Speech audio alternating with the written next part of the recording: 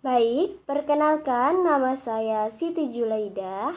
Di sini saya akan membahas mengenai pelajaran ekonomi, khususnya pada materi pengangguran.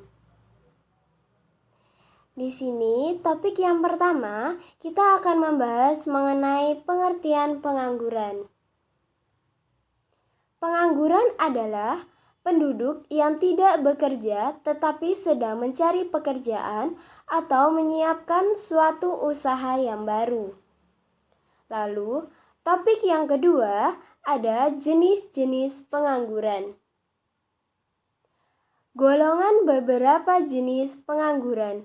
Yang pertama, pengangguran ketidakcakapan. Pengangguran yang memiliki cacat fisik atau jasmani sehingga dalam dunia perusahaan mereka sulit untuk diterima menjadi pekerja atau karyawan di suatu perusahaan. Lalu, yang kedua, ada pengangguran terselubung. Pengangguran yang menggunakan sepenuh waktunya untuk bekerja, tetapi dapat ditarik ke sektor lainnya tanpa mengurangi outputnya.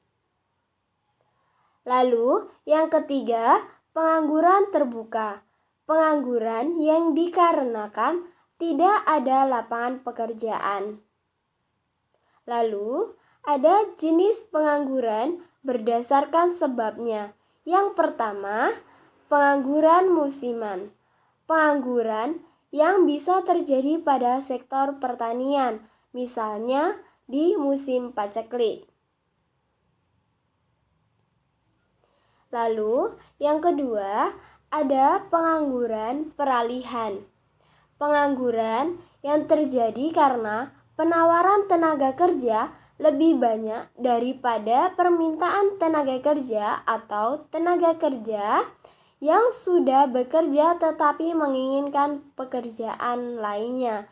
Sehingga di sini dalam pengangguran peralihan, para pelamar kerja biasanya hanya melamarkan diri pada suatu perusahaan yang diinginkan atau dikehendakinya. Lalu yang ketiga, ada pengangguran karena upah terlalu tinggi.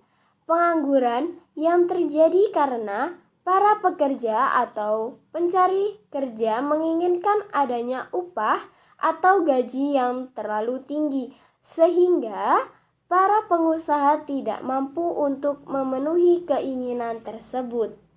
Lalu, yang keempat, ada pengangguran struktural.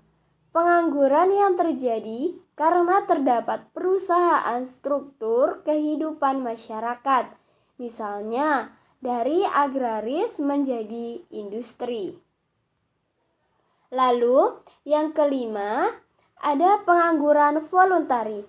Pengangguran yang terjadi karena seseorang yang sebenarnya masih mampu bekerja, tetapi secara sukarela tidak mau bekerja dengan alasan merasa sudah mempunyai kekayaan yang cukup untuk memenuhi kebutuhan sehari-harinya.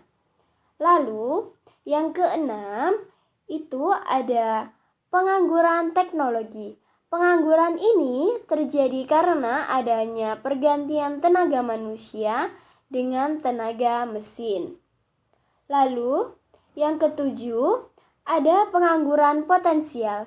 Pengangguran yang terjadi apabila para pekerja dalam suatu sektor dapat ditarik ke sektor lainnya tanpa mengurangi output, hanya harus diikuti perubahan-perubahan fundamental dalam metode produksi. Misalnya, perubahan tenaga manusia menjadi tenaga mesin atau disebut mekanisasi.